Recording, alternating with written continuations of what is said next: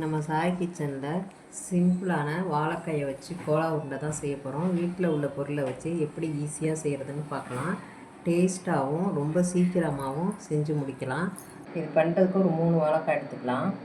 இப்போ இதை வேக வைக்கிறதுக்கு ஒரு இட்லி பாத்திரத்தில் நல்லா வாழைக்காய் நல்லா கழுவிடுங்க. கழுவிட்டு 2ஆக வெட்டிட்டு இப்போ இது மேலே வச்சிடலாம். ஒரு 5 நிமிஷம் வரைக்கும் இது ஒரு ஆவியில் வேகட்டும்.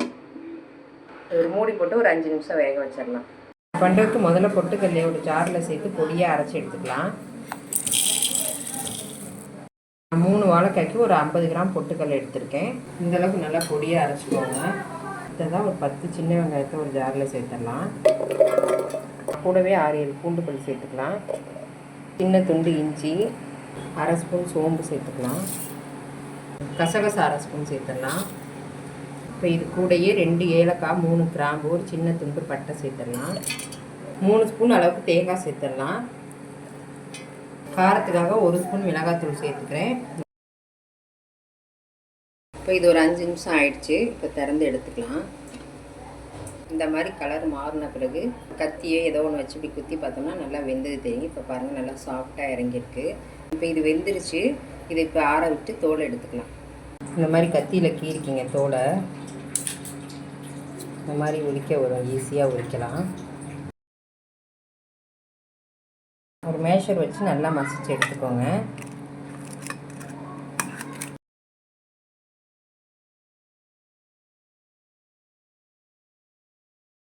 ஒன்று 2 மசியாமல் இருக்கும். அதனால் ஒரு மிக்ஸி ஜாரில் சேர்த்துட்டு பல்ஸ் மோடில் அரைச்சி எடுத்துக்கலாம். இந்த அளவுக்கு நைஸாக அரைச்சிக்கோங்க. இப்போ ஏற்கனவே அரைச்சி வச்ச மசாலாவோட இந்த வாழைக்காயை சேர்த்துடலாம். 1/4 டீஸ்பூன் மஞ்சள் தூள் சேர்த்துடலாம். 3 வாழைக்காய்க்கு தேவையான உப்பு சேர்த்துடலாம்.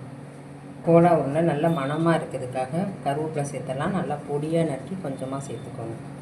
கூடவே ஏற்கனவே அரைச்சி வச்ச பொட்டுக்கடலை மாவு சேர்த்துக்கலாம். இப்போக்கி 2 ஸ்பூன் சேர்த்துக்கலாம். இப்போ இதை நல்லா மிக்ஸ் பண்ணிக்கலாம்.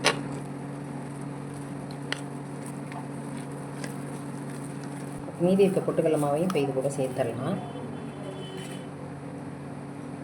சேர்த்துட்டு இதையும் நல்லா மிக்ஸ் பண்ணிக்கலாம். இந்த அளவுக்கு நல்லா மிக்ஸ் பண்ணிக்கோங்க. கையில் எண்ணெய் தடவிட்டு செஞ்சோம்னா கையில் ஒட்டாமல் வரும்.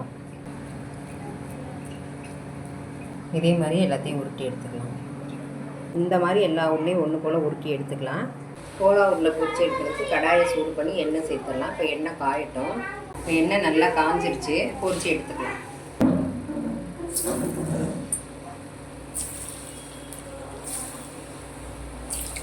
போட்டுட்டு ஒரு 2 நிமிஷம் அப்படியே விட்டுடலாம். உடனே நம்ம பெரட்டி எடுக்கக்கூடாது. ஒன்று ஒட்டாமல் தனியாக வெந்து வருது. இன்னும் நல்லா கோல்டன் கலர் ஆனாலும் எடுத்துக்கலாம். கோல்டன் ப்ரௌன் ஆகிடுச்சு. இப்போ எடுத்துக்கலாம். எந்த ஷேப்பில் ஊட்டினமோ அதே மாதிரியே வந்திருக்கு. வெடிக்காமையும் இருக்குது பாருங்கள். மீதி உருண்டையும் இதே மாதிரி போட்டு எடுத்துக்கலாம். சூப்பரான வாழைக்காய் கோலா உருண்டை நல்லா கிறிஸ்பியாக ரெடி ஆகிடுச்சு. இதை நீங்களும் ட்ரை பண்ணி பாருங்கள். இந்த ரெசிபி உங்களுக்கு பிடிச்சிருந்தா லைக் பண்ணுங்கள், ஷேர் பண்ணுங்கள், கமெண்ட் பண்ணுங்கள். சாய் கிச்சனை மறக்காமல் சப்ஸ்கிரைப் பண்ணுங்கள். பாய்.